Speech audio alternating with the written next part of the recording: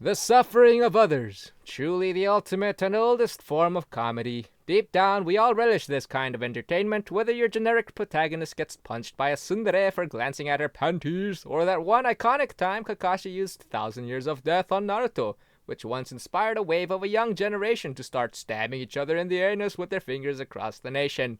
My group of friends being a part of it, of course. Oh, the memories. By the way, Karma bit Kakashi in the ass when Itachi first used Tsukuyomi on him. Yes, Kakashi didn't experience the full 1,000 Years of Death like Naruto did, but tasted a glimpse of what it might be like, with just 72 hours worth of death packed into a single moment. Also, Kakashi was out for a week while Naruto was just fine afterwards, therefore I conclude that Naruto was stronger than Kakashi pre anything significant happening in the entire series. How is that for power scaling? And what better representation is there for suffering and pain than a scream? Anime utilizes screams in many ways. We have epic screams in climactic scenes when a character is about to reach a new milestone or about to deliver a powerful finishing blow that invoke feelings of awe and inspiration, which, let's be honest, many of us had embarrassing moments in our past when we tried to emulate DBZ power-ups by screaming like Goku, feeling all epic, but in actuality, appearing super lame from a bystander's perspective. And you only realize how embarrassing it is when you see someone else do it, as a bystander yourself. Not that I've ever done anything so lame, I never screamed, Truman Kai! As if I was unlocking my inner 8 gates to get that speed boost during PE in junior high. Never. Never! Back to topic. Where was I? Yes. Anime utilizes screams in many ways. We have epic screams, sad screams, screams used as comedic devices, all of which play an integral role in establishing a narrative. Such screams, whether they be from anime or Western cartoons, enhance our viewing experience. We watch anime to immerse ourselves into a different world and escape for a moment from reality, do we not? Being that we are creatures of sympathy, these screams in fiction holds the power to move emotion and even for a moment, further enhance our suspended reality, allowing us viewers to immerse ourselves in a fantastical setting that would otherwise be a bland comparison to a duller reality. So there is a special charm in seeing our favorite characters suffer for a good laugh every once in a while. The simple reason being the connection we innately feel through pain. Soldier recruits grow strong bonds while suffering together through boot camp hell. The same way people with similar problems and experiences can feel like they understand each other a little better because they know where they're coming from. Lonely people may find that it's easier to approach other lonely people, because pain binds us together. And that's what college is for. Moving on! Maybe you were like me and laughed your ass off when Hanako from Asobi Asobase received that glorious ass slap. We laughed because we know her pain. We know that if we were to have our asses slapped with the vigor shown in the scene will, in fact, send sharp, agonizing signals of pain emanating from the pulsating red hand mark in our bum.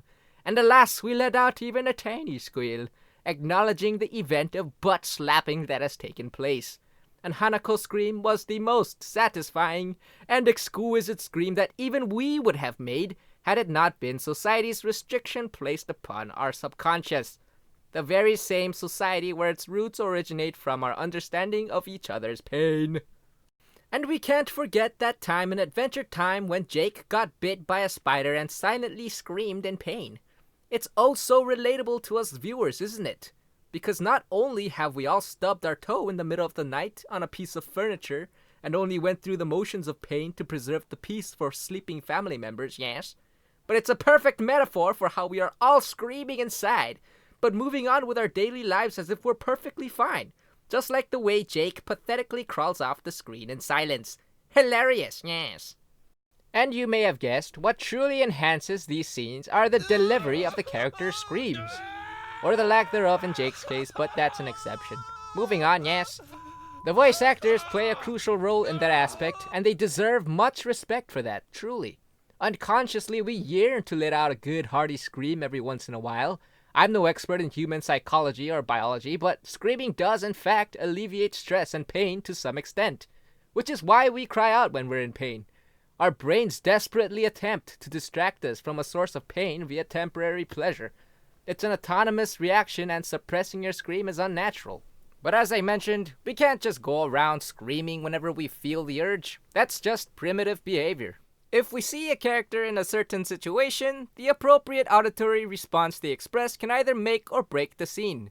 Unfortunately, English dubs typically fail to deliver impactful auditory stimuli and just don't do justice to the kind of emotional expressions the creators intended for the viewers. Compare the Japanese versus English dub of Naruto, when Kakashi is getting stabbed during Itachi's Tsukuyomi.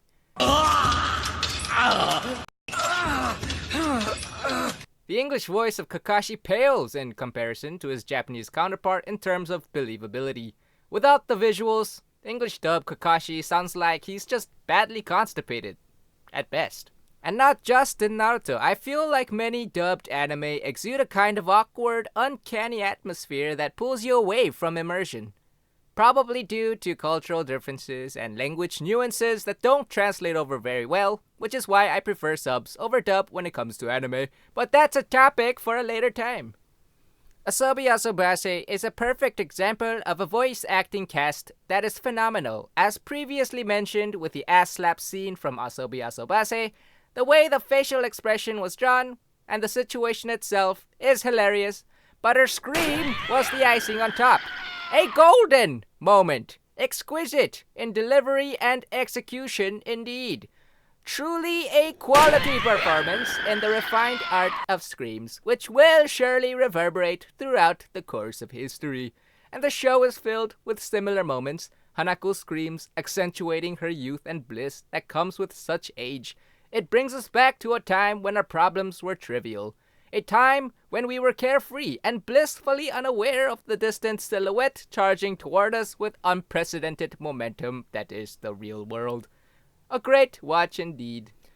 And when we speak of great voice acting casts, we cannot leave out Konosuba. Yes, Konosuba doesn't have the greatest visuals in anime. No, it does not have a compelling plot to keep the viewers hooked. It's the phenomenal way the voice cast vitalizes the characters that makes the show so engaging. See Veldia, for example. The character's face is mostly hidden under a helmet, yet is one of the most expressive characters in the series.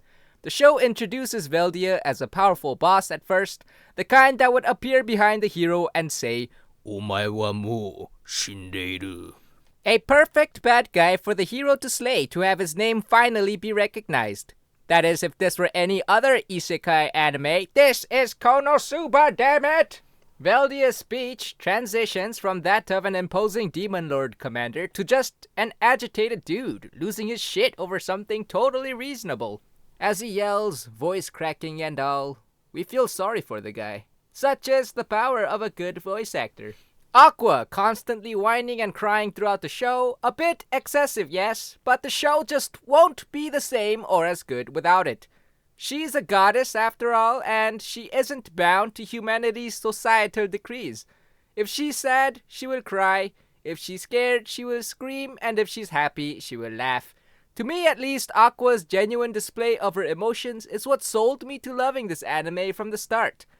I know Konosuba is viewed positively by the mainstream anime community, and for good reason. If you haven't seen it yet, go watch it. Also, I heard that Konosuba's English dub is pretty good, so great job to the casting team for understanding Konosuba's charm, I guess. Well, there's nothing else to take away from this video. If you enjoyed anyway, thanks. Leave a like, subscribe, and comment below if you have any tips on what I can do to improve. This has been your plebeian anime viewer, Tabatab. Thanks again for watching.